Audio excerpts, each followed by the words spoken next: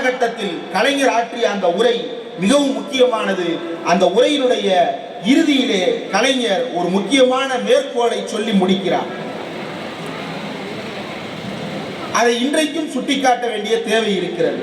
கண்ணப்பன் கண்ணை இழந்துதான் நெற்றிக்கண்ணென்றம் நாயனார் பட்டத்தை பெற முடிந்தது.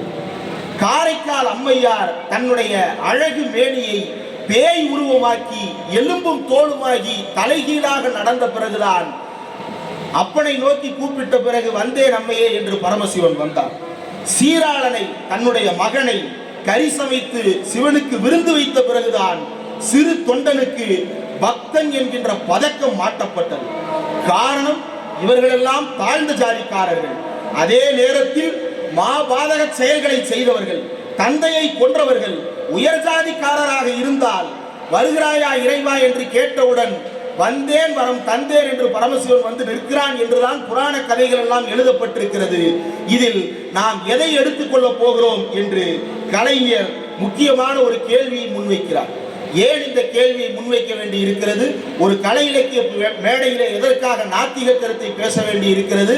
எதற்காக ஒரு நாத்திகருடைய கருத்தை இந்த மேடையிலே பேசுகிறாய் என்று கீழே இருக்கின்ற பலருக்கும் கூட கேள்வி எழலாம். நீங்கள் வைத்திருக்கின்ற கலை எதுவாக இருந்தாலும் அந்த கலை இன்றைக்கும் நீங்கள் வைத்திருக்கிற கலை யார் கையில் இருக்கிறது என்பதை நீங்கள் சற்று யோசித்து பாருங்கள். இன்றைக்கு நம்முடைய கலை வடிவம் என்று நாம் கொண்டாடுகிறோமே, தெருக்கூத்து நடத்துகிறோம், தோல்பாவை கூத்து நடத்துகிறோம், எல்லா பாடல்களிலும் எல்லா காட்சிகளிலும் புராண காட்சிகளை காட்டுகிறோம், இதிகாச காட்சிகளை காட்டுகிறோம்.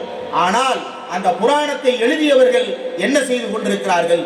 அந்த இதிகாசத்தை எழுதியவர்கள் என்ன செய்து கொண்டிருக்கிறார்கள்? நாம் அந்த கதைகளை பேசிக் கொண்டிருக்கிறோம், பரப்பிக் கொண்டிருக்கிறோம். இன்றைக்கும் ராமன் இந்தியாவில் உயிரோடு இருக்கிறான் என்றால் அதை உயிரோடு வைத்திருப்பவர்கள் நாட்டுப்புற கலைஞர்கள் தான். கண்ணகி உயிரோடு இருக்கிறார் என்றால் கண்ணகி உயிரோடு வைத்திருப்பவர்கள் நாட்டுப்புற கலைஞர்கள் தான். கட்டபொம்மன் கதை காணாமல் போயிருக்கும் வழிபாடகர்கள் அந்த கட்டபொம்மன் கதையை பாடாமல் விட்டிருந்தார். இப்படி கடவுளில் தொடங்கி கட்டபொம்மன் வரைக்கும் உயிரோடு வைத்திருப்பவர்கள் இந்த நாட்டுப்புற கலைஞர்கள். ஆனால் இந்த நாட்டுப்புற கலைஞர்களுடைய நிலை என்னவாக இருக்கிறது?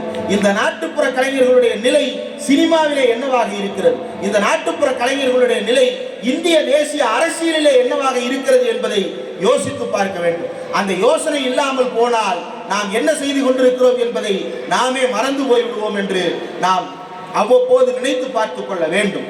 கலையில் பேசப்படுகின்ற கருத்துக்கள் என்னவாக வேண்டுமானாலும் இருக்கலாம்.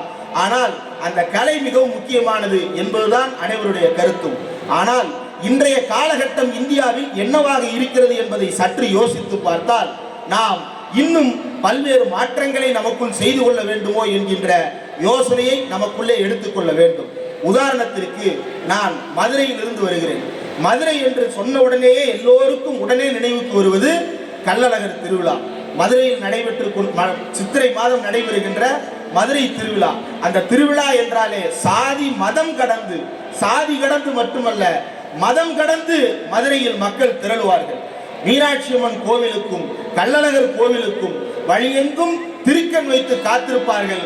பக்தர்கள் மட்டுமல்ல, மாற்று மதத்தை சேர்ந்தவர்களும், தர்காவை சேர்ந்தவர்களும், மசூதியை சேர்ந்தவர்களும், மேலும் கிறிஸ்தவ தேவாலயங்களை சேர்ந்தவர்களும் வழிநடுக பானக்கம் கொடுப்பதும், ரோஸ் மில்க் கொடுப்பதும், பிரியாணி கொடுப்பதும் என்று பக்தர்களுக்கு தேவையான உணவு வகைகளை எல்லாம் பரிமாறிக்கொண்டே இருப்பார்கள்.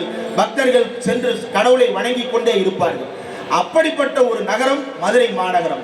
இந்த மதுரை மாநகரத்தினுடைய சிறப்பு என்னவென்று சற்று யோசித்து பாருங்கள். இப்படி ஒரு ஒற்றுமை இந்தியாவில் வேறு எந்த மாநிலத்திலும் கிடையாது. வேறு எந்த மாநிலத்திலாவது ஒரு இந்து கோயில் என்று அறியப்படுகின்ற கோயிலுடைய பண்டிகையை அந்த மக்கள் கொண்டாடுகிறார்களா? இஸ்லாமியர்கள் கொண்டாட முடியுமா? அல்லது இஸ்லாமியர்களை அந்த தெருவுக்குள் தான் அனுமதிப்பார்களா? இல்லை. அல்லது இஸ்லாமியர்கள் கொண்டாடுகிற பண்டிகையை மற்ற மாநிலத்தில் இருக்கக்கூடிய இந்து